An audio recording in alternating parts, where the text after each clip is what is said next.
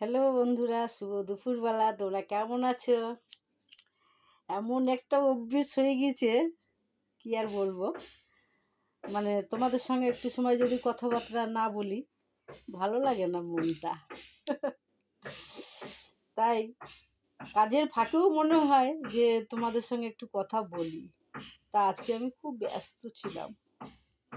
তিনতলাতে আজ কতদিন ধরে কাজটা পড়ে রয়েছে, প্রায় 1 বছর ধরে কমপ্লিট করিনি।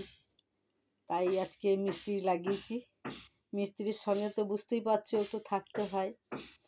তাই সকাল দিয়ে মিস্ত্রির সঙ্গে একটু থেকেছি, কথাবার্তা বলেছি, ধরো দেখিয়ে দিয়েছি কীভাবে কী করতে হবে না হবে। নাহলে তো ওরা তো ধরো বুঝে নিজের মতন করে না, তাই ওদের পিছনে ছিলাম।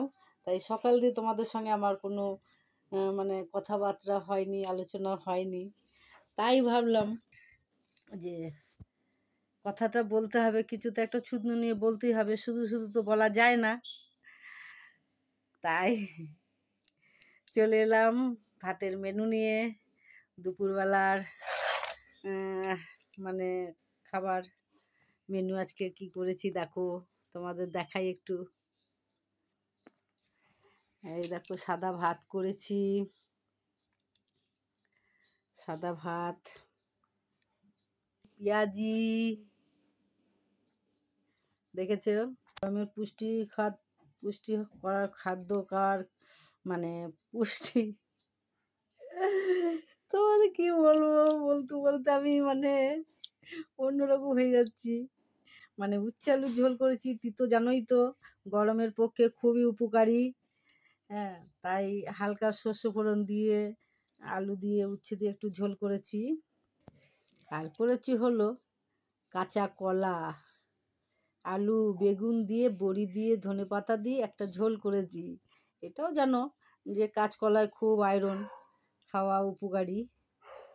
কারণ আমাকে একটা মেনু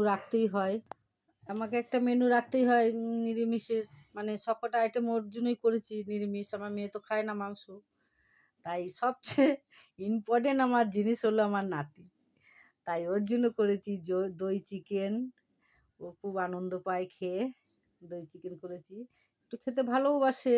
নিজের জন্য করেছি টক। আমার টকটা ভালোই লাগে, মুসুরি ডালের বড়া দিয়ে, কুমড়ো দিয়ে, আলু দিয়ে, বেগুন দিয়ে, বেশ পুরনো তেঁতুল দিয়ে যদি টক করা হয় আমার কিন্তু ভালোই লাগে। একটু মাখা সন্দেশ, দুধ অনেকটাই ছিল, তাই ভাবলাম যে নাতির জন্য একটু মাখা সন্দেশই করি, এটা খাওয়া হয়ে যাবে। ঠিক আছে, দুপুরবেলা তোমাদের সঙ্গে দেখা হয়ে গেল। টাটা, খুব ভালো থেকো, খুব খুব ভালো থেকো। শরীর স্বাস্থ্য যদি ভালো থাকে, মন ভালো থাকে, হ্যাঁ, আমার এই যে তোমাদের মানে আমার তরফ দিয়ে আর কি, খুব মানে তোমাদের জন্য আশীর্বাদই থাকলো যে তোমরা খুব ভালো থেকো। আর তোমরাও যেন আশীর্বাদ করো যেন আমি ভালো থাকি আর তোমাদের কাছে যেন আসতে পারি, হ্যাঁ, সবসময় এই আশীর্বাদ করো। ঠিক আছে, রাখলাম, হ্যাঁ, বাই, টাটা।